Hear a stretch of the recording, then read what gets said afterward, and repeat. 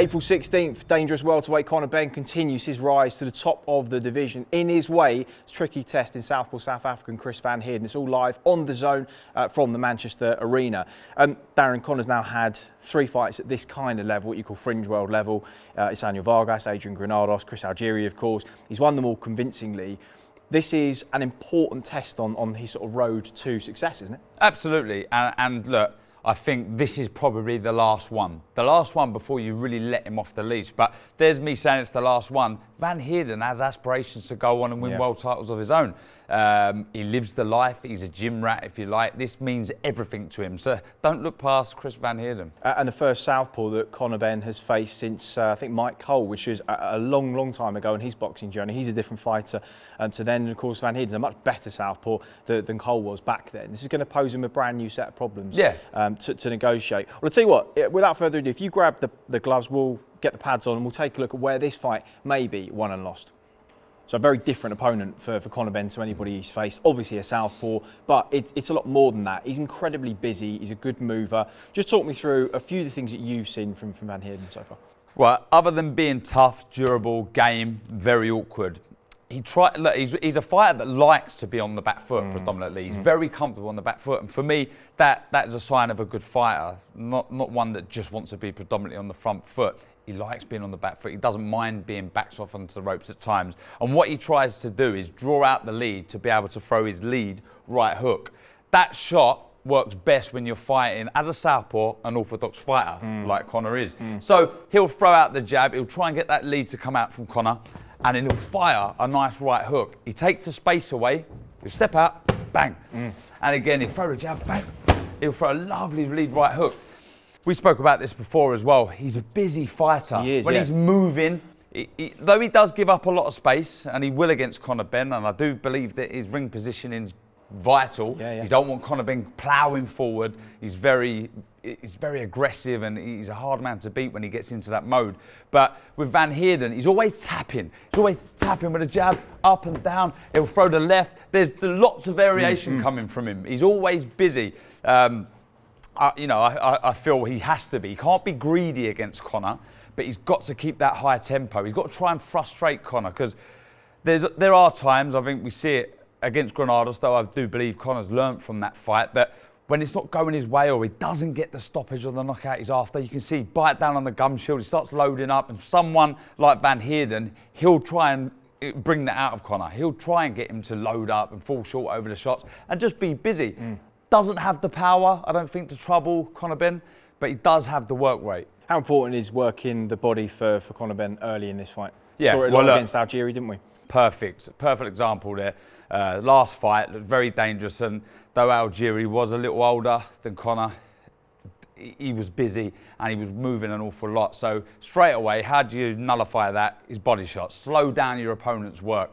And he worked the body so well. And the shot that I was so impressed with, though Algieri was an orthodox, he slipped inside and he threw the left to the body. But he does it so fast. The speed at which he slips and throws the shot is incredible. And I can't replicate this. I'm just not quick enough. But when you've got a jab as busy as van Heerden's is, and he's constantly putting out, there's going to be opportunities to get outside of that jab. Absolutely. So for me, against Algieri, you're fighting the orthodox. There's always that worry, if you go in the orthodox stance, you're slipping inside. So if Algieri was to throw a right hand and he's times it, you can get caught. Against a southpaw, slipping on the outside it's a safe place. It's a safe place to be. You're outside, very difficult for then Conor to throw, van Heerden to throw the left, So he'll slip on the outside and he's got all that space there to throw that left. Obviously, we've touched on van Heerden, likes to move, likes to be busy. That slows you down. The body shots really sap the energy. And even if you're not hitting the correct area, if you're even hitting the hip or the arm, takes it out of you. You mentioned at the very beginning that right hook that van Heerden likes to throw. As the fights tend to progress and opponents get maybe a little closer to him, he's actually quite busy in game working up close. But he tends to work the flanks, and I've noticed he works in a kind of pattern. He always just goes left, right, left, right. He doesn't often double up on one side. I've seen a couple of times where he's just squared up a little bit. He's already southpaw, but just squared a touch, and off the catch of the right hook, opponents will catch and then fire down the middle with the right hand. Yeah. Now Conor, we know, can catch and counter beautifully. Really good. He's going to have to get used to the rhythm in which Van Heerden's attacking, left, right, left, and on that catch, bang, shoot the right hand down the middle.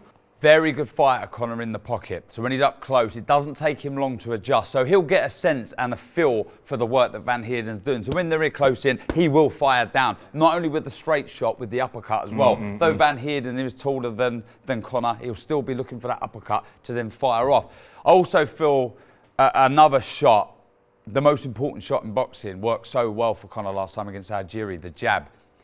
It will be a little bit more difficult to get the jab off against the southpaw because of the way the feet come together. So if you go in a southpaw start, it's a bit more difficult to try. Van Heerden he's a real, like, he's constantly got it extended. Trying to measure the distance and range all the time. So it's hard to get your jab off as an orthodox fighter. So straight away, whenever I was fighting a southpaw, I'm jabbing downstairs first. I'm trying to vary it, but jab upstairs, and then keep the variation coming.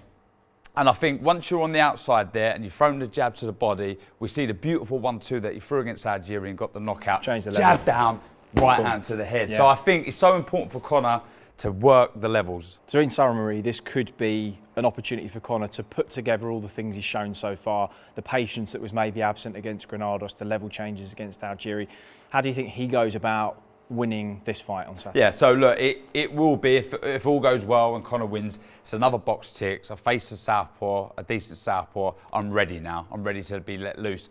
I think for Conor, it's about closing the ring down, matching Van Heerden for work rate. Don't be loading up with the big shots. I think we touched on it there. Work into the body, try and slow Van Heerden down and just make Van Heerden feel old in there and really start to get to work, hit everything. And I think as the fight goes on, you'll start to really see that power come into play. On the flip side, Van Heerden's going to have to roll back the years slightly. He's going to have to remain busy, not greedy. And what I mean by that is 1s, 2s, 3s at most.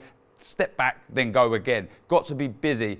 Saying there, almost like if you watch the Kovalev-Canelo fight, where he's just tapping an awful lot. He's hitting a lot of gloves, granted, but he's busy with the work. Eventually, Canelo caught up with Kovalev. Will that be the same in this fight? Interesting stuff. Well, it's all live on the Zone from the AO Arena in Manchester, April 16th. Conor Benn and Chris Van Heerden.